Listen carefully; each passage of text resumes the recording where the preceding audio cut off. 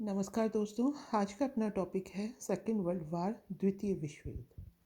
तो जैसा कि हमने पहले विश्व युद्ध में देखा था कि उसमें जो साम्राज्यवाद था वो एक कारण था। मोस्टली जो कॉन्टिनेंट थे, एशिया, अफ्रीका, इसमें जो यूरोपियंस थे, अलग अलग देश, उन्होंने अपना साम्राज्यवाद फैला लिया था, उनको अपना कॉलोनीज बना लिया था। अब उन पर वो कब्जा कर रहे थे। ठीक है। और जो तात्कालिक कारण था, और दूसरा जो जर्मनी था वो बढ़ता जा रहा था। ठीक। तो ये ब्रिटेन कैसे बर्दाश्त कर सकता है, फ्रांस वगैरह। ठीक। जो तात्कालिक कारण था वो क्या था, वो था ऑस्ट्रिया के राजकुमार की हत्या। तो जो ऑस्ट्रिया था उसने सर्बिया पर अटैक कर दिया था। तो ये सब हमने पिछले वर्ल्ड वार में देखा था, उसके रिजल्ट देखे थे। वर्साई की संधि हुई थी जर्मनी के साथ, जर्मनी को हर तरीके से कमज़ोर बना दिया गया था। ठीक है।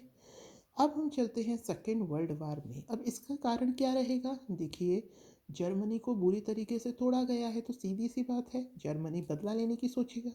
ठीक। तो कारण है सेकेंड वर्ल्ड वार से पहले यूरोप में शुरू हुए युद्ध। कुछ युद्ध शुरू हुए थे यूरोप में, तो वही कारण बने जर्मनी की बदला लेने की मांग। हमने बात यहीं से शुरू करी। फांसीवादी देशों ने विश्व को साम्राज्यवादी लाभ हेतु बांटना चाहा। जो फांसीवादी थे कौन, मुसोलिनी, ये आपके इटली वाले। इटली जो था ये पहले था तो जर्मनी के साथ, लेकिन ये अपनी स्वार्थ पूर्ति हेतु ब्रिटेन और फ्रांस वगैरह के साथ फर्स्ट वर्ल्ड वार में मिल गया था। लेकिन उसको कोई फ़ायदा नहीं हुआ। उल्टे उसका जो उसके कुछ प्रांत थे वो ले लिए गए। तो वो बदला लेने के लिए जो इटली था वो अब किसके साथ मिल गया था, जर्मनी के साथ। जर्मनी का राइनलैंड, ऑस्ट्रिया पर कब्जा, चेकोस्लोवाकिया में जीत। ठीक है, ये सब कर लिया था जर्मनी ने। इधर इटली ने भी अपना जो बदला पूरा करने के लिए इसने भी कुछ हमले किए। इसने थियोपिया पर हमला किया। ठीक है। हिटलर की तुष्टीकरण की नीति ये क्या थी भाई, ये थी कि जो वर्साई की संधि है उसको हिटलर ने मानना बंद कर दिया, उसको फॉलो करना बंद कर दिया। उसमें ये था कि जो जर्मनी है वो अधिकतम 1 लाख तक सेना रख सकता है, और उसकी जो नौ सेना है वो नहीं होगी। तो जो हिटलर था उसने ये सब मानना कर दिया बंद।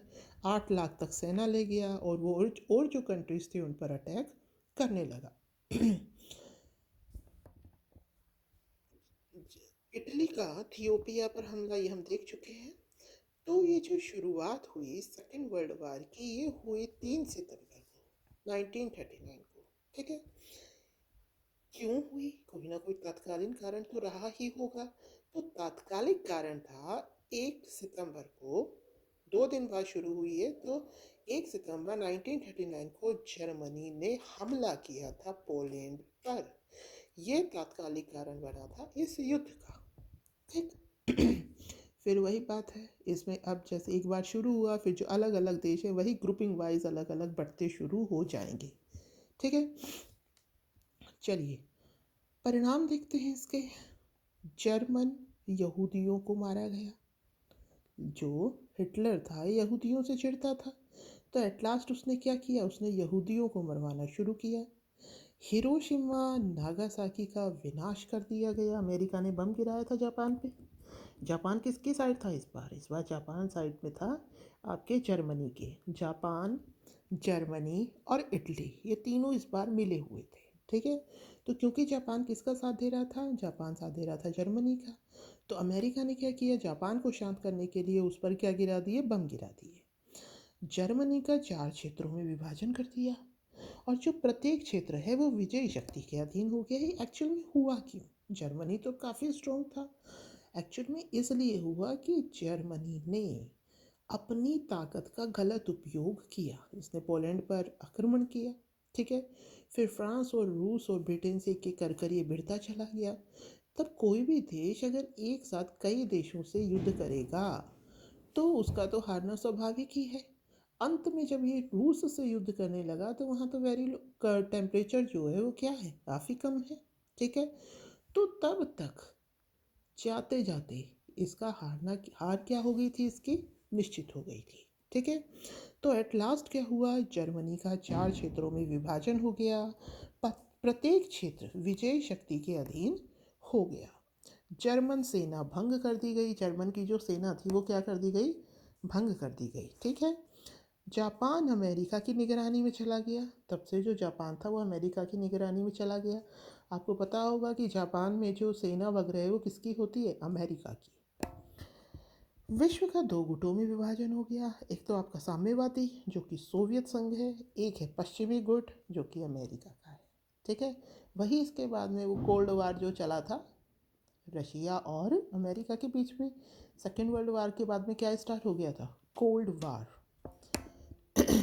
संयुक्त राष्ट्र संगठन की स्थापना, अब फिर वही बात, अब किसकी स्थापना होगी, संयुक्त राष्ट्र संघ की। तो संयुक्त राष्ट्र संघ की 24 अक्टूबर 1945 को सभी राष्ट्रों की संप्रभुता एकता को बनाए रखने के लिए इसकी स्थापना की गई।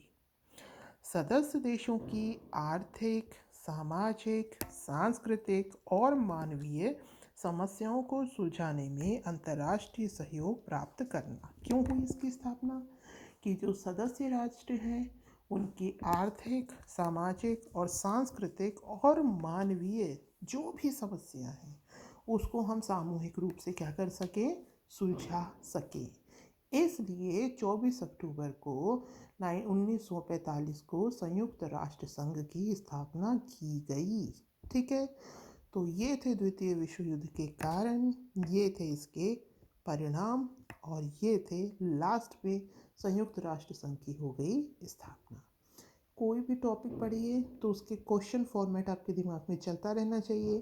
द्वितीय विश्व युद्ध क्यों हुआ, उसके क्या कारण थे।